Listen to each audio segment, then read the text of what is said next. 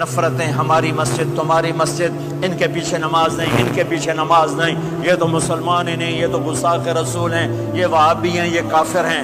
دیکھو میں یہ ہاتھ جوڑتا ہوں، امت بن کے رہو، امت بن کے رہو، مومن بن کے رہو، مسلم بن کے رہو، مومنہ بن کے رہو، مسلمہ بن کے رہو، اختلاف رائے کو برداشت کرو۔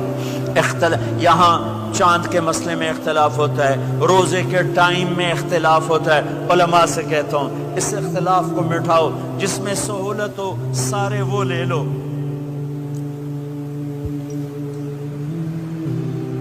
امت میں تفریق نہ پیدا کرو۔ یہ علماء کے سامنے ہاتھ جوڑتا ہوں، جس میں امت کو زیادہ سہولت ہو، ما خیر بین امرین الا اختار ایسرہما، دو کام جب میرے نبی کے سامنے ہوتے تھے، جو مشکل ہوتا تھا چھوڑ دیتے تھے، جو آسان ہوتا تھا لے لیتے تھے۔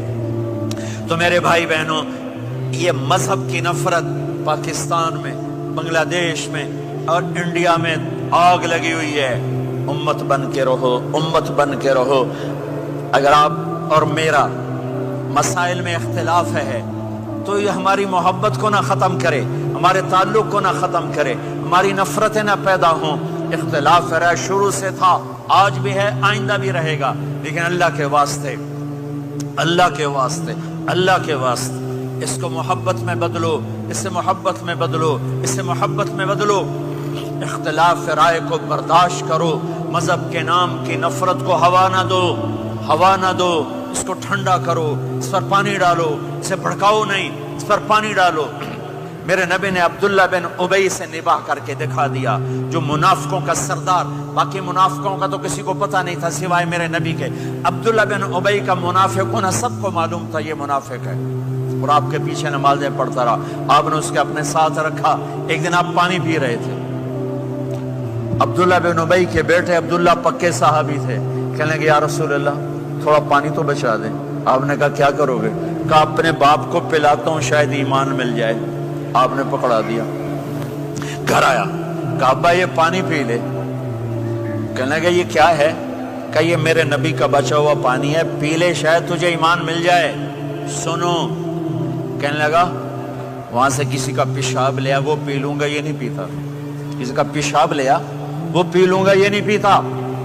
وہ واپس جا کر کہنے لگے یا رسول اللہ اجازت ہے میں اس کا سر اڑا دوں؟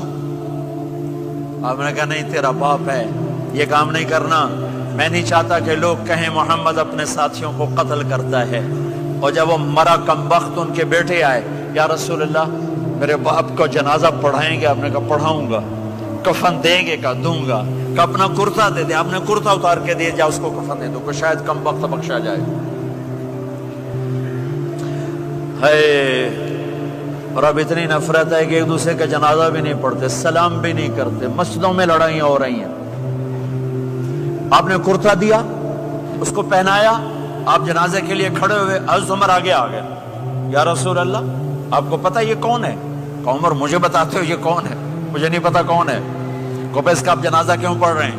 کہ اللہ نے کہا ہے پڑھ یا نہ پڑھ میں معاف نہیں کروں گا، تو میں پڑھتا ہوں شاید اللہ معاف کر دے۔ یہ میرے نبی کے اخلاق ہیں، یہ میرے نبی کے اخلاق ہیں، یہ میرے نبی کی خوبصورت زندگی ہے۔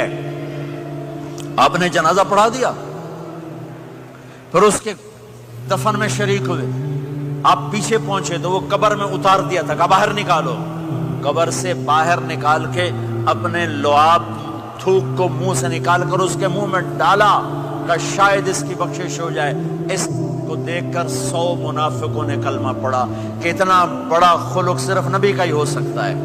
تو میرے بھائی بہنوں، بہت بڑا مجمع آیا ہوا ہے۔ میرے نبی کی زندگی کا دوسرا پہلو، میرے نبی کی زندگی، معاشرت، پاکیزہ اخلاق، محبت بھرا پیغام، ماں باپ کے لیے، بیوی کے لیے، بیوی کا خامد کے لیے، بہن بھائیوں کا ایک دوسرے کے لیے، یہ ایک خوبصورت زندگی ہے جو آج ہم بھول چکے ہیں، مٹ چکی ہے، مٹا چکے ہیں۔ میرے نبی کے خوبصورت اخلاق، میرے نبی کا درگزر کرنا، میرے نبی کا معاف کرنا۔ 21 برس قتل کے منصوبے بنانے والوں کو آپ نے کہا، مکے والے جاؤ معاف کیا، جاؤ معاف کیا، ایک جملے پر جاؤ معاف کیا۔ یہ میرے نبی کا پیغام ہے۔ میرے نبی کے اخلاق سچائی، میرے نبی کے اخلاق دیانتداری، میرے نبی کے اخلاق صدق و امانت، سب سے زیادہ ہائی لائٹ جو مکی زندگی میں آپ کی صفت ہوئی، صادق امین، سچا امانت دار، سچے امانت دار۔ میرے نبی سے پوچھا گیا یا رسول اللہ مسلمان بزدل ہو سکتا ہے؟ کہا ہاں۔ کنجوس بخیل ہو سکتا ہے؟ کہا ہاں۔ یا رسول اللہ مسلمان جھوٹ بول سکتا ہے؟ کہا نہیں، جھوٹ نہیں بول سکتا۔